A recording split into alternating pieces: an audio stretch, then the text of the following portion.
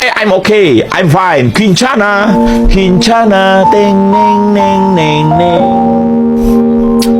Ku menahan rasa sakit, rasa sakit. Few moments later.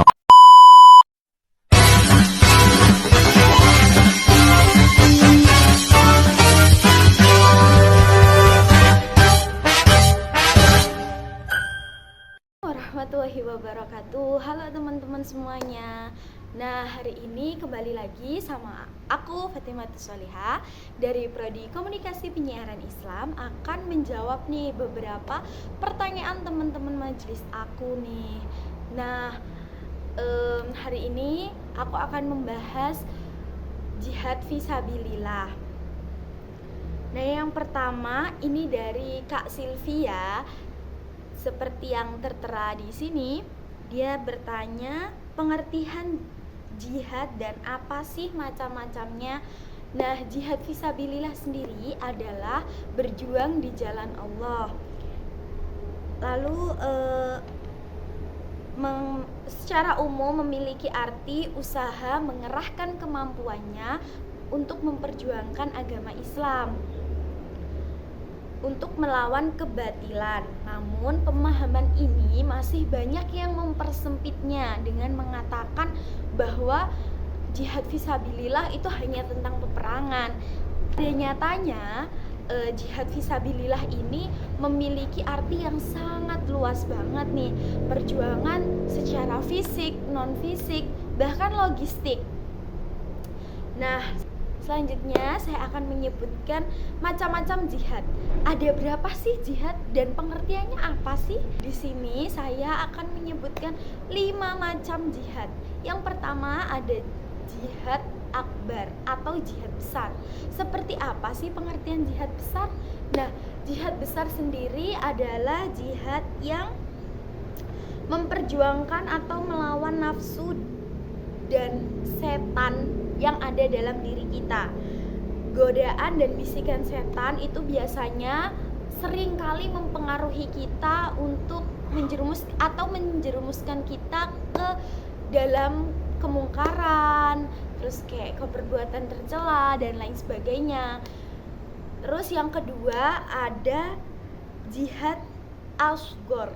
Nah, apa sih jihad asghar? Itu adalah jihad kecil yang memiliki makna melawan musuh Islam baik secara fisik dan non fisik. Nah, ini bisa melalui peperangan atau dakwah, ceramah, pendidikan. Nah, itu termasuk di jihad asghar. Yang ketiga ada jihad bilisan, yaitu jihad melalui lisan, yaitu menggunakan lisan kan untuk menyebarkan agama Islam, kebaikan dan lain sebagainya. Itu seperti ceramah, terus diskusi, kita bisa melakukan diskusi nih. Yang keempat ada jihad bil qalb atau jihad menggunakan hati. Nih untuk meluruskan niat, membersihkan hati. Dan jihad ini merupakan jihad yang mana ini menjadi dasar gitu, dasar dari segala jihad. Jadi kan kita harus menggunakan niat nih. Nah, ini menggunakan jihad bil qalbu. Yang kelima atau yang terakhir yakni jihad bil ma atau menggunakan harta benda sebagai bentuk jihadnya. Seperti apa? Contoh wakaf, lalu ada zakat, sedekah. Nah, terkadang hal-hal ini tuh seringkali kita tuh nggak sadar kalau ternyata sedekah yang kita lakukan, wakaf yang kita lakukan, zakat yang kita lakukan itu juga merupakan sebuah jihad. Nah, itu tadi jawaban dari pertanyaan pertama. Nah, kedua ini ada dari teman saya juga. Pertanyaannya, apa saja syarat-syarat jihad? Hah? Jihad ada syaratnya? Emang apa aja sih? Nah, kita akan membahas syarat-syarat jihad sebagai berikut. Nah, teman-teman, aku akan sebutin syarat-syarat jihad yang menurutku ini sih kalian mungkin udah tahu ya, atau mungkin udah tahu tapi kalian belum paham atau belum bisa menempatkan nih. Yang pertama, niat. Kenapa aku bilang niat? Karena niat itu adalah dasar. Karena niat itu kan ketika kita mau melakukan apapun, melakukan hal apapun, hal sekecil apapun, kita mesti harus ada alasannya kan. Nah, itu kenapa kita harus diniati. Dan untuk jihad ini kita harus meniati karena ridho Allah. Kita untuk mencari ridho Allah semata-mata hanya untuk Allah, bukan untuk tujuan duniawi, bukan untuk memamerkan pada orang lain, bukan untuk ya udah aku jihad, aku mau sedekah, aku mau ini biar dilihat orang lain. Itu salah banget sih teman-teman. Terus yang kedua ini ada persiapan yang matang. Persiapan apa sih? Ya persiapan fisik, mental, finansial, itu harus dipersiapkan dengan baik istilahnya ya. Terus yang ketiga, mematuhi perintah pemimpin. Kalau ini menurutku sih lebih ke peperangan ya teman-teman. Jadi kenapa sih kita harus mematuhi perintah pemimpin ketika kita sedang melakukan peperangan?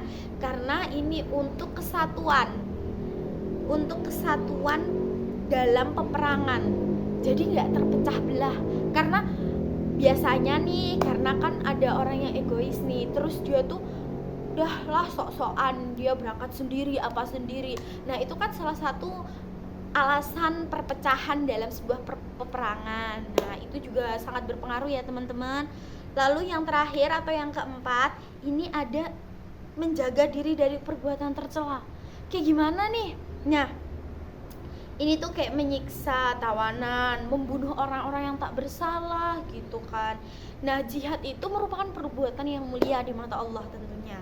Jadi untuk itu kenapa sih kita itu harus menodai sebuah perbuatan yang mulia ini dengan hal-hal yang tercela atau hal-hal yang kita lakukan untuk menodainya gitu loh. Jadi kita tuh harus benar-benar dijauhin lah, karena kan kita tahu jihad sendiri itu adalah kayak perbuatan yang mulia gitu. Jadi kita usahakan untuk kita tuh nggak ngelakuin hal-hal yang tercela gitu teman-teman.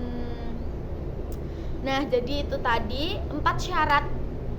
Ya menurut saya itu sudah cukup saya jelaskan 4 syarat kita bisa melakukan jihad ya teman-teman. Cukup sampai di sini penjelasan yang saya jabarkan. Semoga teman-teman bisa memahami atau mengerti. Saya mohon maaf bila ada kurang lebihnya. Saya ucapkan minta maaf saya yang sebesar-besarnya. Yang saya sampaikan hari ini sangat bermanfaat untuk teman-teman semuanya. Kurang lebihnya saya mohon maaf. Saya ucapkan terima kasih banyak bagi yang mendengarkan. Wassalamualaikum warahmatullahi wabarakatuh.